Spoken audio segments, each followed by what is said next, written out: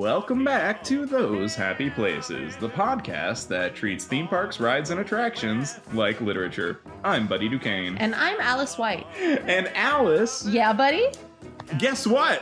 What? We're sitting in the same room. Yeah, it's true, we are. We're sitting next to each other on my couch even. Wow, it's been a while. It's been a long time. I haven't seen you in since the last time we recorded in the same room, which was episode 12, I believe. Yeah, 9 whole, well, I guess with this one, 10 whole episodes ago. Wow. And for those of you who don't know, Alice lives in Southern California. Yes. And I live in the Bay Area, California. Just far enough away that we don't get to see each other very much. Yeah, we do not commute to do the podcast. That would be a little silly. That's too much. So instead, we, on special occasions, manage to be in the same place at the same time to do things together. And now one of those things is recording a podcast. So here we are. Here we are. And we spent our day, we got up nice and early. We spent our day at our favorite little theme park, the little theme park that could. The People's Champ, number Knott's one. Berry Farm. Yep, California's first theme park, Knott's Berry Farm. Love Knott's Berry Farm. And you know, it is December 26th as we record this. And that means that Knott's Berry Farm is actually still Knott's Merry Farm. If you recall, we've talked in the past about Knott's Scary Farm, which is their Halloween-themed Knott's attraction, but this time it's Knott's Merry Farm. So they went all out for Christmas, decorations everywhere. According to what I read, it was the most decorated year they've ever had. Like, they actually did some of the rides to be more merry, with the lighting packages and things like that. And it really was festive. It was festive. It was beautiful. They had music playing in all of the different areas. There were carolers. There were carolers, Dickensian carolers in Ghost Town. Mm-hmm. We had they had special treats and deals, and in fact, an entire Christmas market built right into the middle of the park. That's the special thing about Knott's is, and this is part of what keeps bringing us back to Knott's over and over again, is that it is so connected to the community. So when they say we're doing a Christmas overlay for our theme park, what they mean is we're inviting local artists and artisans to sell their things and to demonstrate their craft right here at the theme park. Yeah, so built into Ghost Town, built into the theme park, they just add extra tables and booths and stuff out just in the middle of the park, right next to the rides, right in between the normal Knott's shops.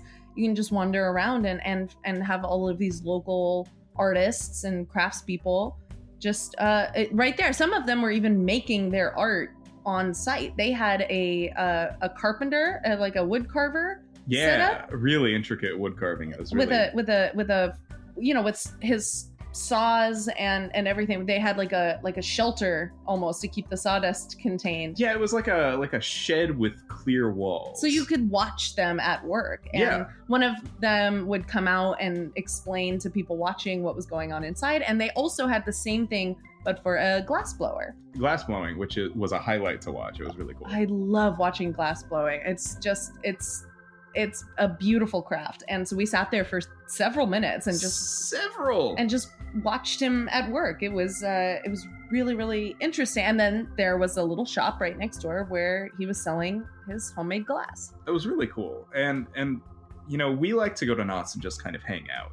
And we spent, about 5 or 6 hours there today? Yeah. Because it's just a small little theme park, like we've described it in the past. It's kind of a half-day park if you want it to be. And we only went on about 4 actual rides. Yeah. And Alice, after our last ride of the day, you came up with the idea for today's maybe mini-sode topic. Yeah, I'm not sure if this is a full hour-long episode topic, but on the last ride of the day, we rode the iconic wooden roller coaster, Ghostrider. which is a very important part of the landscape of the park. It's even the skyline of the park. It's a huge all wood roller coaster. Yeah, it's one of the largest and fastest wooden roller coasters I think ever anywhere. Yeah, I think when it was built, it probably was the fastest. Yeah, and it really does book. It does. It was such an interesting ride, and we're not really a podcast that talks about roller coasters that much. Right. The last time we talked about roller coasters was after a trip to Knott's. But Ghostrider is pretty well themed, I would say. Yes, it fits right. It's in the ghost town part of the park. It's kind of got a mine train like structure to it. It's all wood. It looks old. It blends itself really well into the park landscape. But this time, I mean, the line was so long. It was over 2-hour wait time. The line is always incredible at Ghostrider. Yeah, the Knott's does kind of have a problem we were talking about with load times and the lines tend to get pretty long because I think they don't have the capacity to turn over cars very quickly. Yeah, it's a weird phenomenon. It feels almost anarchic. Like you're not really told what to do, so you kind of just figure it out. Yeah, everybody kind of finds their own way into whatever line they want, and it is an every man for himself kind of situation sometimes. But this time on Ghostrider, we hopped in the single rider line, which I highly recommend. Highly recommend single rider for Ghostrider. I had never done that before, so we went single rider. We ended up though being in the same car, just a few seats away from each other. Normally, I ride these rides with you by my side. Yeah. And we laugh and scream and have a grand old time. But this time, riding on the ride with you, with a stranger next to me instead of you. This is where I kind of got this idea. I didn't feel like I needed to, or like that I wanted to scream and laugh and make a bunch of noise while riding this ride, which got me thinking that is that kind of reaction on a roller coaster, is that kind of reaction, that kind of the loud screams and the holding my arms up in the air, is that kind of action performative? Is it a reflex of that people just do when you're on a ride, or are you doing it as a performance of enjoyment? I got to think I had a great time, but I didn't scream on the down. I giggled a little bit on on a turn that got my stomach swooping, but I didn't like the little girl sitting right behind me, that kind of in between us. She was screaming her head off the whole time. That's true. I remember that. It was her first time on the ride, and she was with her older sister and their dad. And I almost got the impression, she was a little younger, but I almost got the impression that the scream, even when she was screaming, even when we were barely moving, like on the climb even. Yeah, and even when we loaded in, it seemed like she was trying to show how excited she was. Yeah. How maybe how not scared she was. Yeah. Because she was like, yeah, we're on the ride. And there was kind of a feeling that this was not for herself. Yeah, that she was doing it with her family, and then on the drops they screamed with her, and they were all acting the same way. And I wonder how much of a reaction to a ride while you're on it is expected of you. You drop, you scream. Even one of my favorite rides at Knott's Berry Farm that you won't ride is Supreme Scream. It's a tower drop. Not about that tower drop life, so I just skip that one. I love a tower drop, and so but that one is called Supreme Scream, and all of the marketing behind it. I remember when they opened the ride, everything about it was about how terrifying it was. So you scream really, really, really loud, and that screaming is like cathartic almost. But is it that you do it because you're actually scared, or are you performing a little bit? What do you think? Are you showing off? This is an interesting question. I have a theory. I think theme parks are communal entertainment, much in the way say going to the theater or going to the movie theater is communal entertainment. For example, if you watch a movie at home by yourself, you may enjoy the movie. In fact, you probably will enjoy the movie about the same amount as you would watching it in a theater, but you might not laugh as hard. You might not laugh as loud. Or you might not laugh as loud. I spend a lot of time watching just like random videos on the internet. Like, and I laugh to myself quietly, sometimes not even out loud. I exhale sharply when something really funny happens. Now, once in a while, I'll get a good chuckle, a guffaw going. But I normally laugh in the presence of others. Right. And does that make it, does that make it fake? Or is it just different when you're around people? Do you do these things automatically, I guess, is the real question. Is it almost because others are involved and we're all sharing it, do we just kind of subconsciously go, it's time to express how I feel about the situation? Yeah. Whereas when you are just on your own, you don't need to express it because you're just in your own head about it. Yeah. So nobody else, there's no language to speak, verbal or nonverbal. So the scream on a roller coaster, I think, and listen to your mind's ear for a moment. Can you hear the roller coaster scream? Oh, yeah. Because there's like one scream, right? It sounds the same every time. Yeah. If you were to watch a movie and they put in, they put sound in post-production, the sound of a roller coaster scream is standard. It's standard. You hear it and you're like, that is a roller coaster scream. It's a scream of both enjoyment tinged with a little terror. Yeah, I wonder if we took a high quality microphone to Knott's and kind of held it up next to every big roller coaster drop, if they wouldn't all sound really the same, like almost indiscernible from each other. Because I can hear the scream, like the roller coaster scream. And we will not demonstrate it into this microphone. Well, I don't think we could. That's the thing. I don't think it's like a noise I could make with my mouth. And I don't think when you're on a roller coaster, you necessarily feel like, let's all do the scream together. Right. But the scream comes out. It's almost its own thing. Like the scream has the scream will out. We will have the scream. And I definitely noticed it a few times today.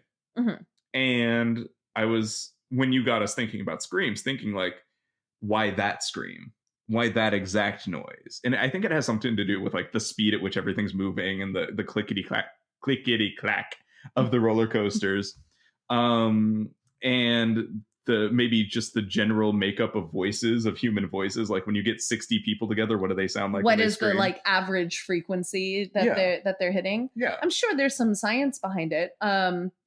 But it struck me because sitting next to you on Silver Bullet, right, which is an amazing ride, one of our favorites. We hooped and hollered and laughed and giggled and screamed the entire time. Yeah, and it's so funny because on that ride too, we were near some particularly vocal riders. We were sitting next to two very vocal riders who had never ridden the ride before. Yeah, and they, as soon as the ride took off, were like, "Woo, yeah, wow, oh my god!" Like they were like reacting the whole time, and I got caught up in it. I absolutely got caught. It was very infectious. Their joy, but also the joy of sitting next to you, my best friend, on this roller coaster. Yeah, we shared this communal experience with each other, and I think that's something that's maybe kind of beautiful about theme park rides is that there are very few situations in which you'll be on a ride alone. In fact, I can actually not think of one where like you'd ride a roller coaster alone. There are no single capacity roller coasters. You're on a train at least with 20, 30 other people. Yeah, I mean, not at any major institutions I can think of. I'm sure there's a backyard somewhere with a one-person roller coaster. But the inability to escape others means that you may never have a similar experience to watching a movie at home and just kind of ho-hum reacting internally to a roller coaster. Like, that's not going to happen for you unless you're like obscenely wealthy.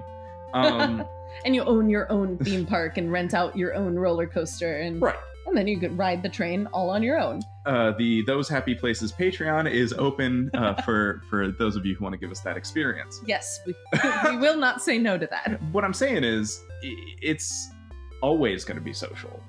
And in the same way that live theater is always going to be social. Unless you have, an obscenely wealthy show for one thing happening. Or you're at like a dress rehearsal and you're the only audience there or something. I think that wouldn't be any fun at all. To sit in a theater even in a movie theater, to be alone in a movie theater. Yeah, it's a little novel, but like, I don't think I'd like that very much. To be doing something that is normally social alone. It was kind of like, I did enjoy writing Ghostrider a lot, but sitting with that stranger and not feeling the need to react and not screaming and laughing like I would have, I feel like it would have been a lot more fun if I could have sat next to you, if I could have, enjoyed that communal experience. And I wonder if that's, it's obviously not unique to theme parks, but like, why, like, other than just like sheer joy of being near each other and experiencing an adrenaline rush. Like, what about this experience? What about being on a theme park ride with other people, or going to a theme park with other people? Why is that so special? Why is that so important?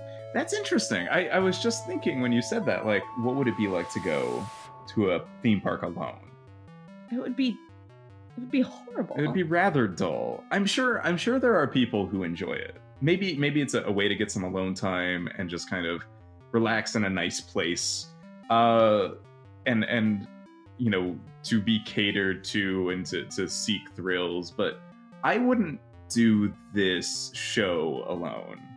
No. And I would not go do research for this show alone. Even if I were the solo host, I would be like, I need somebody to take me to the theme park. I need someone to come with me to the theme park. I have been living, 20 minutes from Knott's Berry Farm this whole time we've been making the show together. Mm-hmm.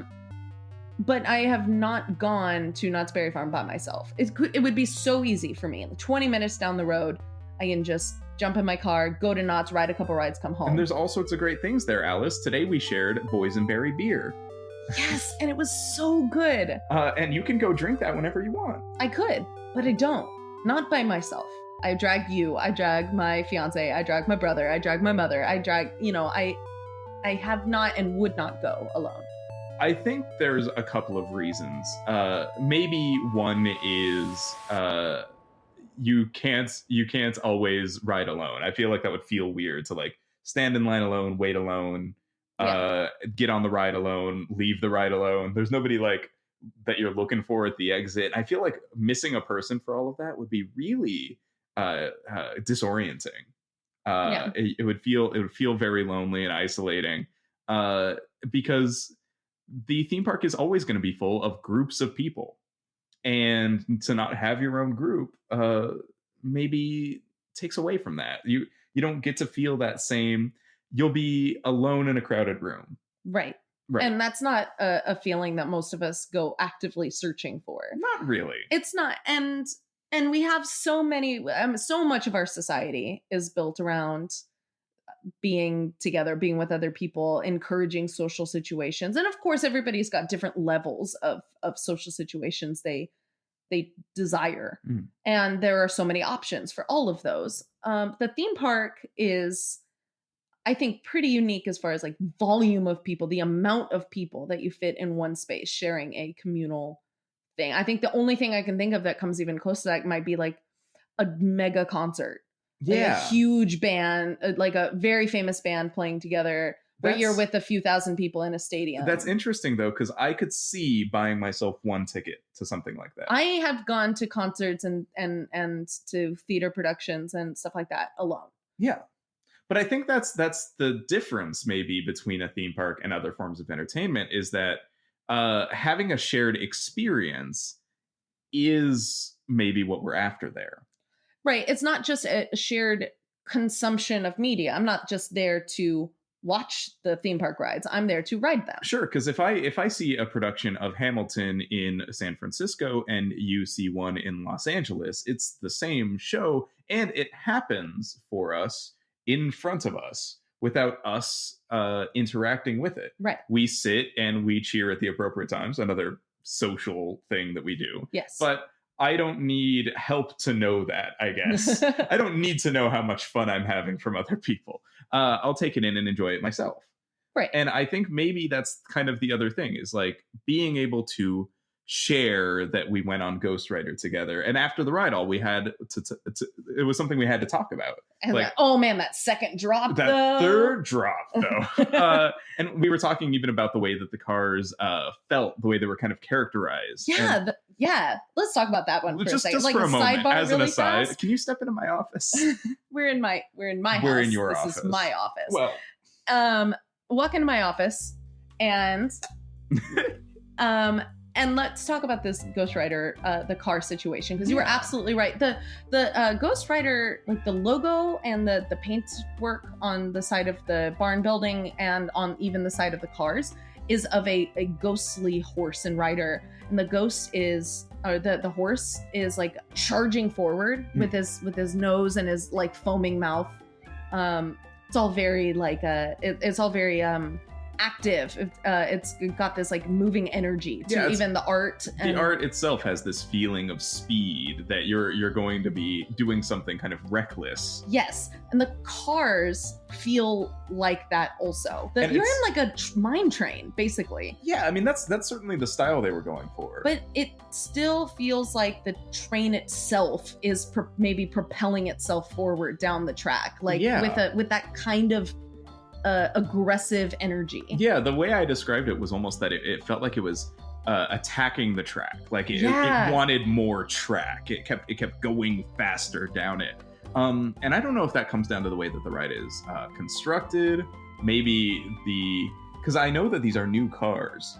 Yes, they did a remodel not that long ago, right? Where they cleaned up the track. For a while there, we wouldn't ride Ghostrider because every time we walked off of it, we had terrible headaches from the shaking and quirk of the wooden frame. Sure, and it was really bad, and they've smoothed cleaned it up. They smoothed it up a little bit. They got a new car, and I think pieces of the track are brand new. Yeah, so it's not quite so rickety. Yeah, but there's still this feeling about the cars that felt really unique. It felt characterized. I didn't just feel like I was on a roller coaster. I felt like the roller coaster had a personality. Yeah, and that's so weird because, I mean, Alice, this didn't have like a pre-ride video about like the legend of the Ghostrider. It didn't have any lore or any hype. I mean, you look at the roller coaster, it speaks for itself.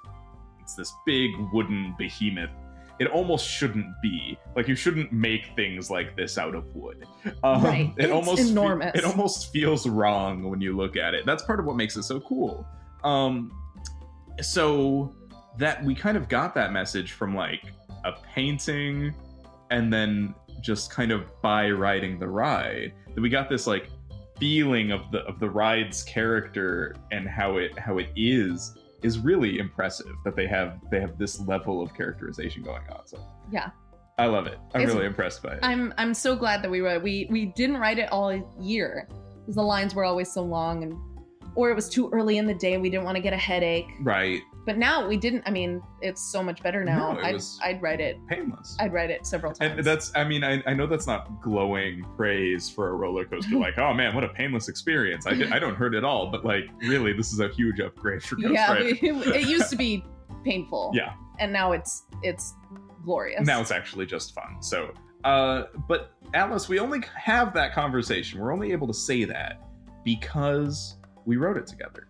Yeah. And if we had gone on separate days and waited in lines separately, or not shared the experience at all, then there wouldn't be much of a, like, how do I explain to you about a ride you haven't been on?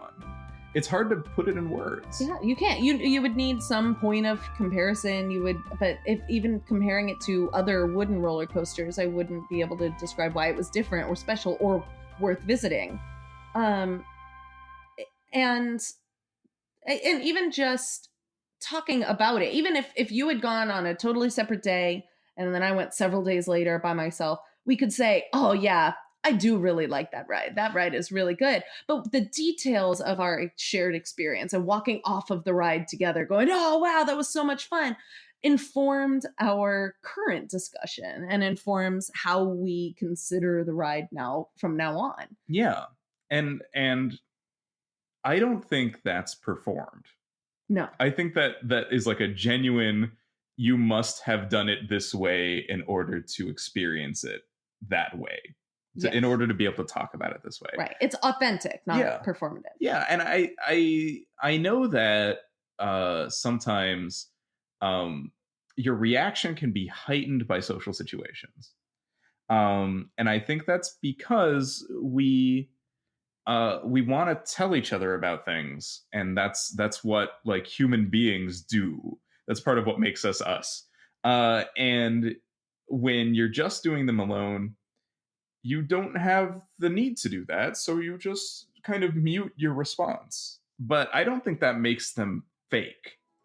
It just makes them heightened, stronger. Maybe. I mean, when you laugh harder at a movie that you see in a theater than when you see it at home, some of that might be the novelty. You tend to see movies in theaters first. Right. But if even like an old movie, you go see it in a theater, there's something special about the crowd laughing together. There's something special about like everybody gasping at once at a critical moment. Sure. And I think that's not because like, oh man, that really... like we all gasped together because we like all wanted to show each other how surprised we were. Mm-hmm. I think it's because it's kind of like you get lost in the exchange of information in that moment. Yeah. You just kind of go like, oh, we all feel this way, and your brain maybe even kind of jumps ahead to like, how is everybody else feeling? How can I show them how I'm feeling? And kind of does that for you. It's like the difference between going to see the new Star Wars movie at midnight on opening night with a bunch of other Star Wars fans versus going to see it 3 or 4 weeks later in the middle of the day with everyone's grandparents who are like, oh, I heard about that cool Star Wars thing, which I have done. It's funny because I was actually thinking about Star Wars. Yeah. Like, we're a year away from this thing I want to share with the world. I don't just want to share with the world. I want to share how I feel. I want to know how others feel. I want to know about this, about the community around this final Star Wars movie. Yeah. I mean, if I only wanted to see Star Wars, if I just want to see it someday, I don't think it's that big of a deal to wait a couple of months and watch it on Blu-ray or whatever. But I want to see it in theaters so bad because it's going to be like a moment. Yeah. It's going to be like this thing that's never going to come back. It's this once in a lifetime thing. And we all got to be there for it. Mm-hmm. And if I'm not there with everybody else and I go watch it on my own and don't have that. Your story later of talking about where you were the first time you saw that Star Wars movie isn't going to be like anybody. Like everybody that went opening night is going to have this shared experience of being fans together, of like experiencing something new together for the first time, and you can be like, oh yeah, I watched it. Yeah. And you could have liked it just as much. I'm sure I will quite enjoy the film no matter how I take it in the first time. But there is something very special about sharing something. Yeah. So I guess at the end of the day, what it comes down to is I wanna be able to share things with other people. And when I scream on a roller coaster, it's not just because it makes my stomach feel weird, which is part of why I scream. That's like when I go, whoa, and like that's when I'm excited and I start to, that's the noise I make. It's very accurate. But see, I can replicate it, but it doesn't make it less genuine. I'm feeling that way, so I make that noise, so you know I'm feeling that way. And then when you make that noise too, I know you're feeling that way. Yes, And that's just how it be. I guess there's not really a conclusion to this so much as doesn't it feel good? Isn't it nice to share an experience together, like recording a podcast sitting next to you rather than online from half a state away? It's funny that proximity really does seem to make a difference. Even though I think we've got really good online flow. I think we've nailed it. We've really got it. But being able to sit here and just kind of, wax poetic about how great theme parks are is its own kind of special. It's its own like thing. We are sharing this. Yeah. And you can see my hand movements. And before I just had to imagine them. Which, it couldn't be that hard. But I know you very well. So I guess it's really they're related ideas. Sitting here recording this podcast with you versus sitting next to you on a theme park ride, and then the opposite, doing these things separately. It's about intimacy and togetherness and community, and those things are really, really important and speak to what's important for human beings. And so the theme park and the theme park ride and attraction it has become extremely important to humans, to humanity, to our culture and our beings. Yeah, our shared experience, as it were. And it that we all decide. I mean, Alice, it's the day after Christmas. And to talk about togetherness and social experiences and things like that, and sharing things and being near others. I mean, this is a time of year when many people are focused on that. Many dread it, I guess. It can be a stressful time. And yet, I think what keeps bringing people back to things, even when some traditions are maybe not exactly what they love or what they're after, is the kind of this feeling of like just trying to get together and trying to share something. And maybe this is too deep for this podcast episode. No, I don't think so. I think that, but that kind of thing you can do. You can find it at a theme park. You can find it with your friends or your family, or or the people that you choose to be your family. That kind of that intimacy and connection is really important. Yeah. And it's something that every culture has some version of, and it can be, family can be your best friend going to a theme park with you and just riding a couple of roller coasters and sharing a slice of pie. That could be family. Yeah. And it's so funny because the other thing I was going to say is it's the day after Christmas, and this must have been one of the busiest days we've ever seen at Knott's Berry Farm. It was really crowded, yeah. And I think there's another thing where people kind of make these big social areas into also very personal ones. One of my favorite things from today was we spent some time in the Calico Saloon. Yes, and we did. It was very near to empty, which is weird because the park was so full. But just being able to sit and quietly chat and kind of like somehow find an oasis in all of this madness.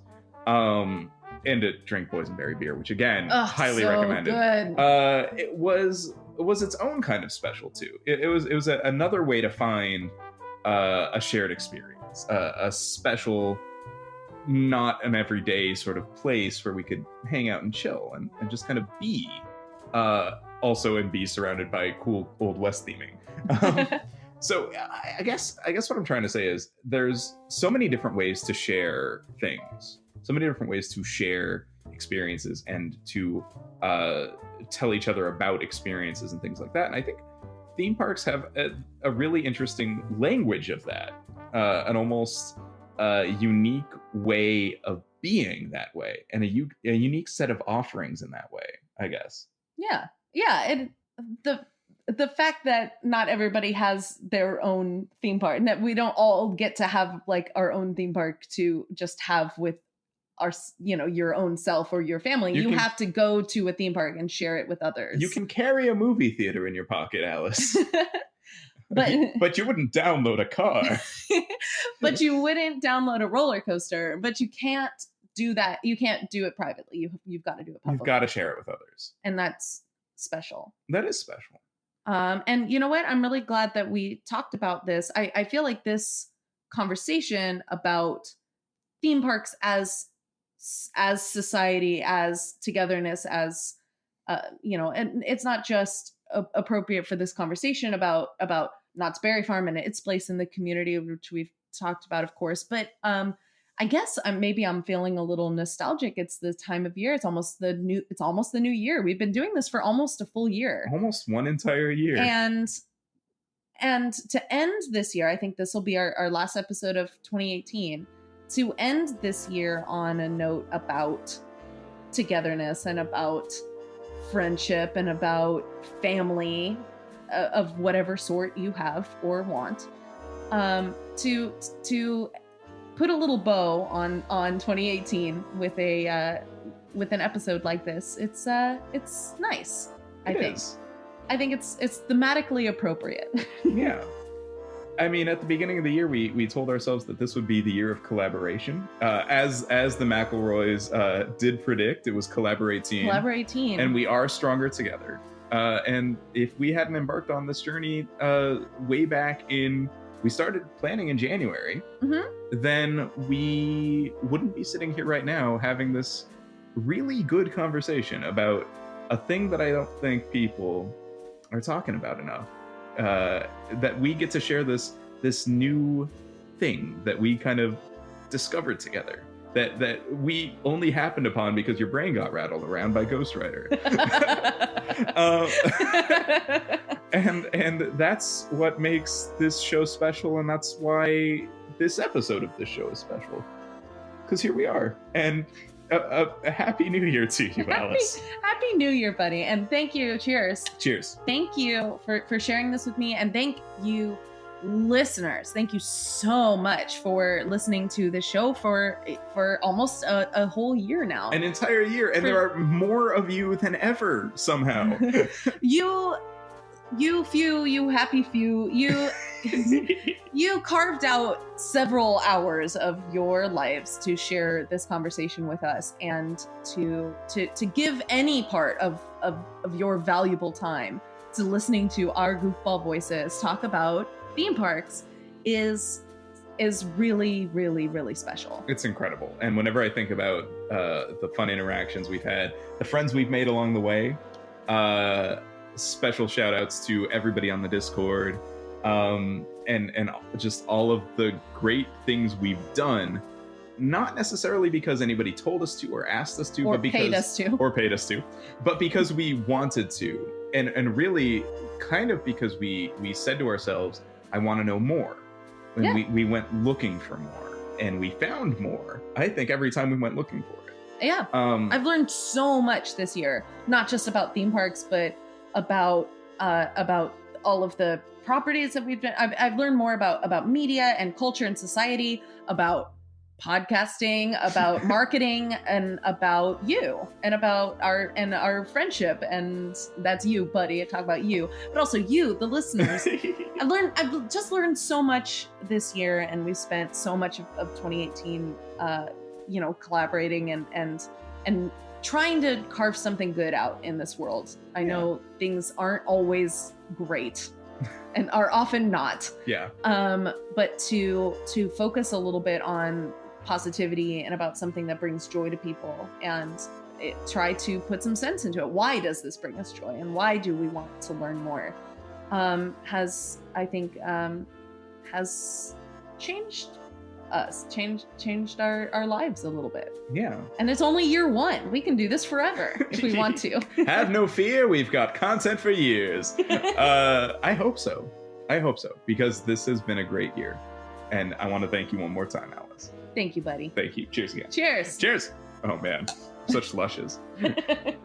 Well, Alice, it seems like our conversation on performativity and social relationships in theme parks has come to an end.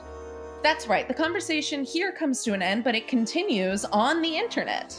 You can find us both on Twitter. I'm at Buddy_Duquesne. Remember, Duquesne is spelled Duquesne.